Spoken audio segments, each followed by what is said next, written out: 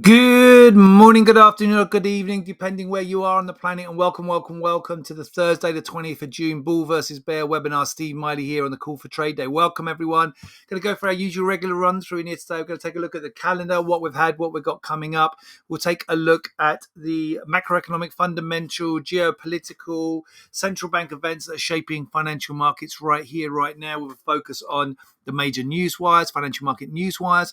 And then we'll also take a look at how all of those events, all of those factors and the technicals are shaping up for markets right here, right now, as we go into today's trading session with a particular focus on the markets you're looking at, which are the S&P, ES, and the Nasdaq NQ. So first of all, let's talk about what's happened. Obviously, US holiday yesterday. Markets were very, very quiet yesterday, marking time really kind of as expected. But then got off to a positive start in here this morning, partially due to a positive tone in Europe, where we have had this morning a rate cut, even though it says in here forecast 1.5 and the actual 1.25, so it's unexpected. That's incorrect from investing.com. Most analysts had predicted a rate cut in here for the SNB. Remember, the SNB, the Swiss National Bank, were the first of the major central banks to cut interest rates earlier this year, following up with another rate cut now down to 1.25%. So going back to super low interest rates, and that was forecast in here, but just shows that other economies are cutting rates. Remember, the ECB started on its rate cutting journey last month or beginning of this month, whatever it was. That was beginning of this month. And then we also had the Bank of England today. Now, they have had a 7-2 vote to keep rates unchanged, 2 voting to cut, 7 to leaving rates unchanged from the MPC. That's the Monetary Policy Committee, which is the equivalent of the FOMC. And the statement from the Bank of England was not particularly dovish or hawkish, to be quite honest. Happy to keep rates where they are. Now, in case you missed it, I think the data I'm sure was yesterday. So UK inflation is down to 2%. So I just jumped back to yesterday in here. Here we have it. So the CPI inflation hit the year-on-year headline number 2%, which was as forecast. So not better than forecast, but that's back to the levels that the Bank of England target. So it's back within target. And given that the UK was probably one of the major global economies, was one of the worst performers with inflation, as we got the massive global spike in inflation. We had double-digit inflation here in the UK, over 10%. And now, you would argue amongst the major economies, it's the first to actually get it back within target range to 2%. But Bank of England, not yet, as with the Fed, not yet joining the rate cut club, yeah, whichever, both. But nevertheless, there are soundings that maybe they could go ahead and do that. Remember, we have a general election, which is going to be pretty much a clean sweep for the left-wing Labour Party. That's coming up on July the 4th, I believe, on Independence Day. Yeah, July 4th. In here, so maybe the Bank of England wanting to remain non-political and not cutting rates ahead of the general election, and so all eyes on the next meeting for the Bank of England. So so you would say this is relatively positive news out of Europe today, with a one rate cut and then another potential for rate cut going forward from the Bank of England. Certainly, they struck kind of a neutral tone. If we look forward to today, we have a relatively light calendar from the US side. So even though there looks a lot in here, jobless claims, housing starts data, jobless claims data, remember, is a weekly data. Building permits, housing starts, might have a very, very short term, like 30-second impact on the market. It's usually not a very big move, so really not much going on there. If anything, the EU consumer confidence is a bit of a piece of standout data. Then we've got oil, the regular weekly oil industry data in here coming out later today, 11 o'clock Eastern time. But again, none of this really impacting significantly. We do get Barking on the wires, FOMC member Barking at 1600, 4 o'clock this afternoon Eastern. So maybe watching out for Barking. Okay, let's go to Bloomberg's 5 things to start your day. So incidentally, for you, anyone new to trade day, if you go to the Bloomberg homepage, bloomberg.com. Well, not the homepage, but bloomberg.com, the bit we're interested in, the markets page. Over here on the right-hand side, you can sign up to get this 5 things to start your day. And it's done for your time zone.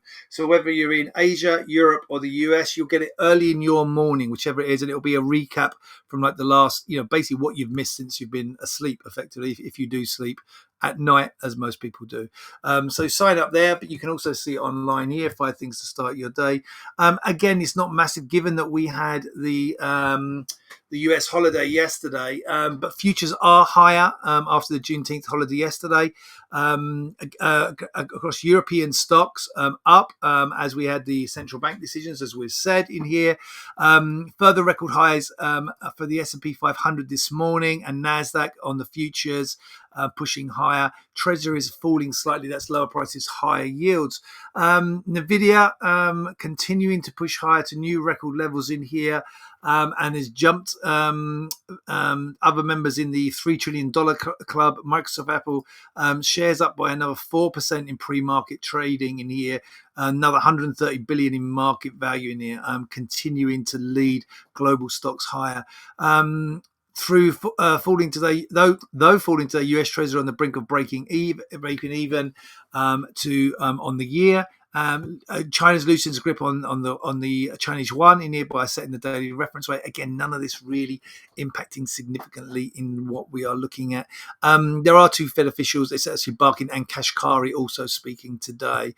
Global stocks advance, rate cut momentum builds. Again, it says Switzerland cuts rates. Bank of England says focus on Bank of England. Obviously, we've had that now. Nvidia jumping in early trading. Stocks up, Swiss cut again. Bank of England eyed. We've already had that. The Chinese yuan slide. So all this stuff we've covered. Futures climb, Nvidia stretches rally in pre-market as well in here. What else is here? Swiss National Bank continues rate cuts, and Bank of England in here leaving rate cuts unchanged, but keeping the door open, and they're happy that, where is it in here? I did highlight a bit in here from the statement in here. They were saying they were pleased that it hit 2%. So it was good news. Bailey, who's the Bank of England governor, said it was good news that the latest inflation data was at 2%. We need to be sure that inflation will stay low, and that's why we tried to hold rates. So maybe saying that we need to be sure to stay low. Maybe one more piece of data in here. Maybe that will cause the Bank of England to cut rates, so potential for them cutting rates. Markets on Thursday viewed Bank of England rate cuts unlikely before September or November, even though Reuters poll of economy published last week showed most expect a rate cut in August. So yeah, I mean, I don't see why we wouldn't expect a rate cut, even though market's not necessarily pricing that. On the overnights in here, Nikkei slightly better, Hang Seng slightly worse, just under 0.2 up on the Nikkei, about 0.5% up on the Hang Seng.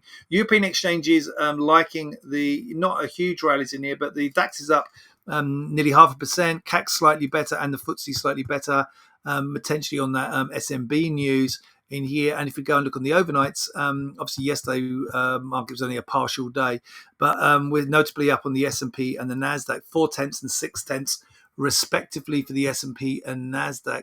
Quick nod to the Fed Watch tool in here. We've been focusing on the September and December meeting. So September now, basically pricing in 34% chance to be unchanged in September.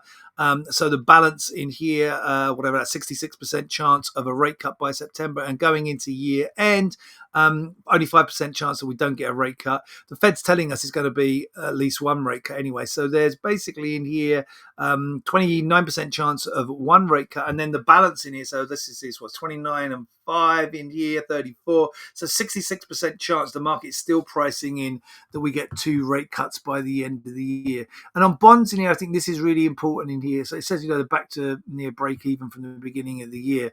I think, we're hovering just above this key support area in here. So it's yield support. So in real terms, it's resistance. This bond market, sorry, this is jumping around all over the place. This is not a particularly nice piece of charting tool in here. If I can get it to actually come back.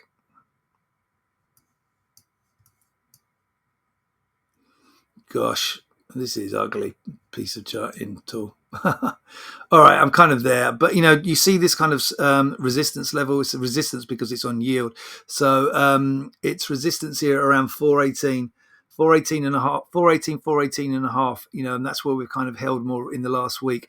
If we can take that out in yield terms, which if we go and take a look at the treasury, I'm still bullish in here on treasuries across the board. If you look on the charts in here, but if we can take out, if we go and look on the actual chart in here, these peaks over here. So we need to get initially above the recent highs. So on the 10-year note, the level I would be marking is 111.01, and then this swing high here, 111.13. If we can take out those resistance points, then we could see yields certainly going higher prices. So higher prices on bonds is lower yields, and that equates, as I said, going back to the yield chart through like the 419.18 area. If we can get through 418 and a half on yield, lower yields, we could see a significant move in lower yields, and that would boost stocks to the upside. And if we go to look at the stock chart, I mean, what's not to like? Obviously this was done from last night. We're notably up on these levels now. I can't be anything other than bullish. Now, do remember, guys, you should be on the September contract now. Liquidity is in the September contract. September contract is front month, so you should be trading ESU now on both the Nasdaq and the ES. But it was a strong start to the week in here, kind of mark time going into the holiday and through the holiday yesterday, and then up again in here this morning. I mean, for me, this is just reach for the stars. I think we could see another significant update today. We've got nothing really to stop the market. There's no real data. We've got bullishness coming out of Europe. There were obviously a lot of concerns in the last week or so around France, but we've kind of put that to one side. That's been factored into the market. So Europe's not tugging and holding back the US now. And for me, with Nvidia roaring like it is, we could easily see tech stock lead the way higher in here, and I wouldn't be surprised to see significant upside again in here today. So that's the view. All right, guys, I'm going to wrap it up there. I'm going to wish you all a great trading day. Take care, stay safe. I'll be back with you for tomorrow's TGI Friday webinar to end off the week. Bye.